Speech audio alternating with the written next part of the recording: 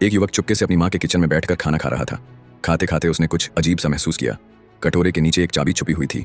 तभी उसे अचानक अपनी माँ की वो बात याद आई जो बचपन में उन्होंने कही थी कि घर के ठीक बीच में एक खजाना छुपा है। उस बात को सच करने के लिए उसने तुरंत फावड़ा उठाया और घर के बीच में खुदाई शुरू कर दी। जब उसने मिट्टी हटाई तो वहां एक डिब्बा दिखा। उसे लगा कि माँ ने जरूर इसमें कोई कीमती खजाना रखा होगा। उसने डिब्बा निकाला, लेकिन जैसे ही उठाया नीचे से एक जहरीला सांप निकल आया। डर के मारे उसने पास का पत्थर उठाया और सांप पर जोर से मारा। उसने उत्सुकता से चाबी से डिब्बा खोला, लेकिन डिब्बा खाली था। उसे कुछ भी नहीं मिला।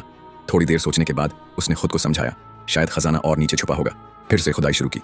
कुछ और खोदने पर उसे एक लोहे का डिब्बा मिला, लेकिन उसे खोलने पर भी कुछ नहीं निकला। उम्मीद बनाए रखते हुए वह खुदाई करता रहा। 2 हफ्ते गुजर गए। इस दौरान उसने 7-8 और डिब्बे निकाले, पर हर बार खाली हाथ रहा। अब वह पूरी तरह से थक चुका था। थकान से चूर होकर वहीं जमीन पर लेट गया और सो गया। जब उसकी नींद खुली तो पाया कि वह एक ताबूत में लेटा है। घबराकर उसने ताबूत का ढक्कन खोला और बाहर निकला। तभी उसके कानों में माँ के रोने की आवाज आई। वह चौंक कर पीछे मुड़ा और देखा कि उसकी मृत माँ ताबूत के सामने बैठी है और पूजा कर रही है। उसने चारों ओर नजर दौड़ाई तो पाया कि वहां एक शोक सभा लगी थी और जो तस्वीर लगी थी वह उसकी खुद की थी।